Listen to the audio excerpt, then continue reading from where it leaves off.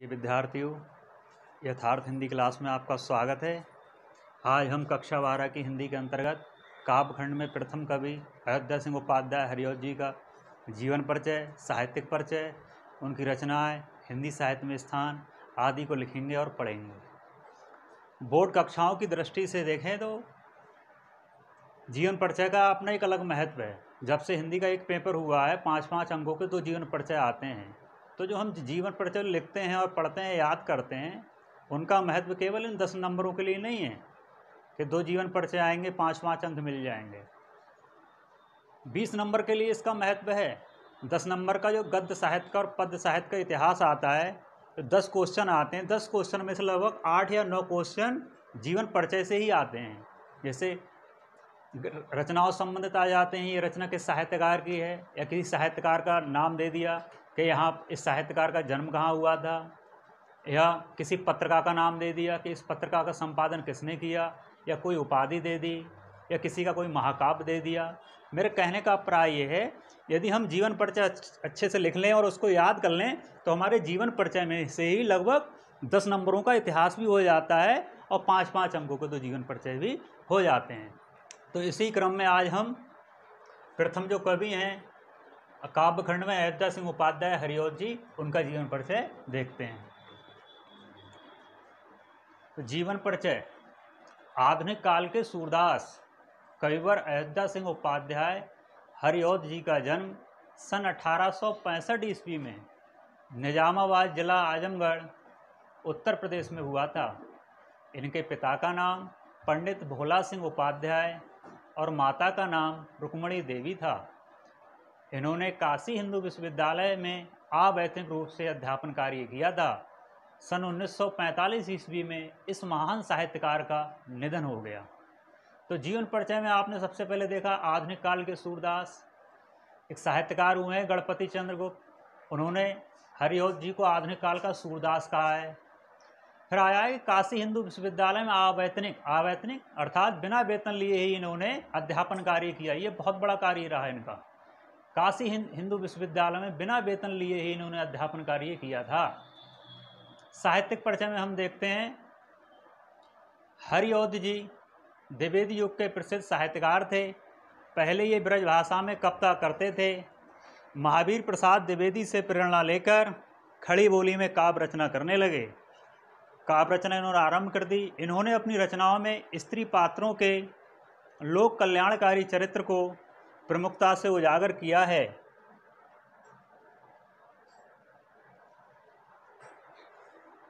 हरिऔध जी ने प्रिय प्रवास महाकाव्य की रचना करके खड़ी बोली की सरसता सिद्ध की।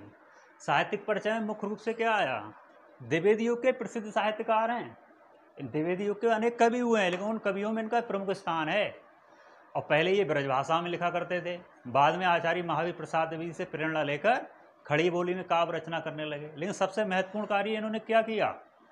इन्होंने जो प्रिय प्रवास महाकाव्य लिखा था, उसकी रचना करके इन्होंने, उस समय सभी कवियों को लेकर के ये संदेह था, ये किसी को विश्वास नहीं था कि खड़ी बोली में जो काव्य रचना आरंभ हो रही है, क्या ये सही है? खड़ी बोली का सरस भाषा है, उसमें सरसता है, लोगों के लिए हितकारी है। लेकिन हरिऔध जी ने बहुत अच्छी भाषा का प्रयोग करते हुए, बहुत अच्छे शब्दावली का प्रयोग करके इतना सुंदर प्रिय प्रवास महाकाव्य लिखा कि उस प्रिय प्रवास महाकाव्य की जो लोकप्रियता हुई, उस लोकप्रियता ने खड़ी बोली की सरसता पर उसकी सरसता को सिद्ध कर दिया। आप कह सकते हो खड़ी बोली को काव्य भाषा का रूप देने का कार्य आचार्य महावीर प्रसाद द्विवेदी से प्रेरणा पाकर हरिऔध जी ने ही किया था। दूसरा महत्वपूर्ण बिंदु, अध्यक्ष। इनको कितना बड़ा सम्मान मिला था। देखो, हिंदी साहित्य सम्मेलन प्रयाग के ये 2 बार अध्यक्ष भी रहे हैं। यानी हरिऔध जी को हिंदी साहित्य सम्मेलन प्रयाग के 2 बार अध्यक्ष के रूप में नियुक्त किया गया था। उपाधि, ये महत्वपूर्ण उपलब्धि है। हरिऔध जी को कवि सम्राट और साहित्य वाचस्पति आदि इन कितनी ही उपाधियों से सम्मानित किया गया था। अनेक हिंदी साहित्य सम्मेलन, जहाँ जहाँ हिंदी से संबंधित सभाएं होती थी, उनके कई बार ये सभापति भी नियुक्त किए गए थे। मैंने केवल 2 उपाधियाँ लिखी हैं, कवि सम्राट और साहित्य वाचस्पति। अनेक उपाधियाँ मिली थी। पुरस्कार आप देखिए, हिंदी साहित्य में बहुत लोकप्रिय पुरस्कार है, जिसे हम जानते हैं मंगला प्रसाद पारितोषिक के नाम से। तो प्रिय प्रवास महाकाव्य की रचना पर इनको मंगला प्रसाद पारितोषिक से सम्मानित किया गया था। भाषा संस्कृत निष्ठ खड़ी बोली। संस्कृत निष्ठ से मतलब इन्होंने प्रिय प्रवास महाकाव्य लिखा है या उनकी जो और भी रचनाएं हैं उनमें संस्कृत निष्ठ खड़ी बोली प्रमुखता से है। फिर आया है शैली, क्योंकि इन्होंने महाकाव्य लिखा है तो महाकाव्य की शैली क्या होती है? प्रबंध शैली।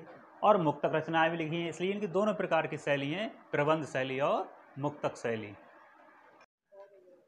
अयोध्या सिंह उपाध्याय हरिऔध जी की रचना है महाकाव्य। प्रिय प्रवास महाकाव्य है इनका, इसमें 17 सर्ग हैं। दूसरा महाकाव्य पारिजात 15 सर्ग। तीसरा महाकाव्य है वैदेही वनवास। कविता संग्रह है चोखे चौपदे, चुभते चौपदे, बोलचाल, फूल पत्ते, कल्पलता, पद्म प्रसून। एक प्रमुख रीति ग्रंथ है जिसका नाम रसकलश। हिंदी साहित्य में स्थान। हरिऔध जी की साहित्यिक सेवाओं का विशेष ऐतिहासिक महत्व है, अतः हिंदी साहित्य में हरिऔध जी को आधुनिक सूरदास के रूप में सदैव याद किया जाएगा। तो प्रिय विद्यार्थियों, जीवन परिचय में बस इतना ही। कल से हम अगली वीडियो में हम अयोध्या सिंह उपाध्याय हरिऔध जी का जो शीर्षक है पवनदूत का, उसका विधिवत अध्ययन करेंगे। इसको जीवन परिचय को आप कापी पर विधिवत नोट कर लीजिएगा और इसको याद कीजिएगा। यदि आपको ये वीडियो अच्छी लगी हो तो अपने साथियों में इसको शेयर कीजिएगा। इस वीडियो से अधिक